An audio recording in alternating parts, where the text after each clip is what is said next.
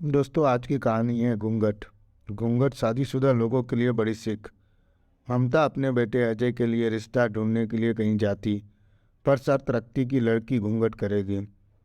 उसको एक साधारण परिवार की लड़की चाहिए थी, बहू के लिए। जहाँ पर कोई लड़की आधुनिक कपड़े या देखने में लगती, ममता उस रिश्ते को तुरंत ना कर देती। अजय और उसके पापा समझा कर थक गए थे कि अच्छे परिवार का रिश्ता होता है, लड़की समझदार भी होती है, पहनावे से सोच को कोई मतलब नहीं है। पर उसे तो जैसे धुन सवार थी। घूंघट तो कराएगी ही बहू से। नणंद समझा कर थक गई कि मैं भी नहीं करना चाहती अपनी ससुराल, पर उसको लोग लाज समाज का डर था। बहू नहीं करेगी तो लोग क्या कहेंगे। आज फिर किसी रिश्तेदार ने एक लड़की का रिश्ता बताया था। वहाँ जाकर देखा, सुशील लगी उसे, और कुर्ता पर लाल रंग का कुर्ता और सलवार और भारी सा दुपट्टा पहने थी। नाम था सिया। ममता ने अच्छी तरह से प्रश्नों की बौछार कर दी थी। हमारे घर में सिर ढकना जरूरी है, हम लोगों के यहाँ कायदे हैं।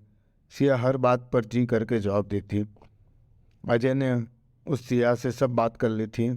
उसने साफ साफ बता दिया था कि उसकी मम्मी को सिर ढकने वाली बहू चाहिए। उन्हें ये लगता है कि सिर ढकने से बहुत कंट्रोल में रहती है। आप उनकी बात को महसूस नहीं करना। मुझे आप पसंद है। माँ दिल की बुरी नहीं है, बस ये डर है कि कोई ऐसी लड़की ना आ जाए कि घर बिखर जाए। सिया और उसके परिवार को बातें समझ में आ चुकी थी। बस उनकी शर्त सिर ढकना थी। वैसे स्वभाव बहुत अच्छा था। बहुत रिश्ते नहीं हो पाए थे। इस बार अजय और उसके पापा ने सिया के परिवार को समझा दिया कि हम उसे घूंघट नहीं कराएंगे। बस शादी की रस्मों के कुछ दिन, मेहमानों का आना जाना जब तक होगा, ममता को कुछ दिनों में समझा देंगे।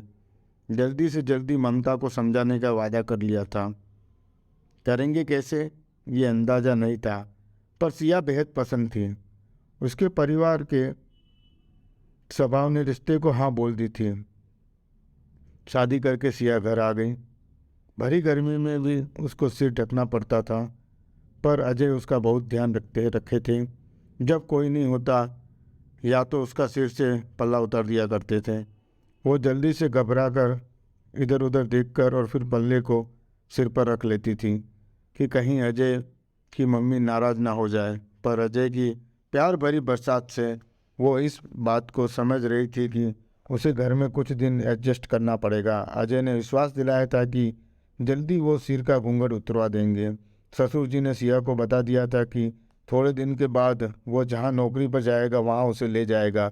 रीति रिवाज खत्म होने के बाद ममता से बात करेंगे। सिया समझदार थी और घर का पूरा ध्यान रखती थी। सिया के सिर ढकने से पूरे चेहरे पे उसके दाने निकल आए थे, जो कि हद से ज़्यादा बढ़ गए थे। डॉक्टर ने उसको बताया कि गर्मी की वजह से उसके चेहरे में इन्फेक्शन हो गया है। डॉक्टर ने उसको एलर्जी की दवाई देकर और सिर न ढकने की सलाह देकर घर भेज दिया था। सिया इन्फेक्शन से भी खुश थी कि अब उसे गर्मी में सिर ढकना नहीं पड़ेगा। ममता ने बहुत कोहराम मचाया, लेकिन सिया के साथ उसके ससुर और अजय और नणंद तीनों का साथ था, इसलिए सिर ढकना मना हो गया। सिया के दाने ठीक हो गए, और पर ममता को उसका सिर ढकना पसंद था। इन कुछ दिनों में सिया को अब उसको आदत हो चुकी थी बिना सिर ढकने की। उसमें बहुत अच्छा महसूस भी कर रही थी, तो उसने कोशिश भी नहीं की कि सिर ढकने की। अजय के पापा को बहू सिर न ढके ये पसंद था। अपनी बेटी भी दूसरे के घर जानी थी, तो वे चाहते थे कि बहू सिर न ढके। ममता को ये बिल्कुल बर्दाश्त नहीं था। लोग समाज क्या सोचेगा, या कहीं सिया जवाब न देने लगे, ज़्यादा खुल जाएगी सबसे तो। ममता बातों से हमेशा कुछ न कुछ उसको ताने सुनाती रहती थी। सिया बहुत समझदार और घर संभालने वाली थी,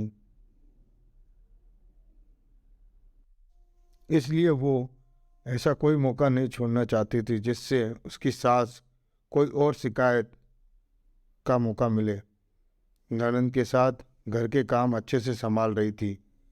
सिया को ममता बराबर में पड़ोस की बहू की हमेशा तारीफ करती। एक तुम हो और एक वो। उसका सिर हमेशा ढका रहता है, उसका कभी पल्लू ऊंच नीच नहीं होता है। बहुत इज्जत करती है सबकी, हमारे आते ही उसका सर से पल्लू सरकता नहीं। ऐसी है उनकी बहू।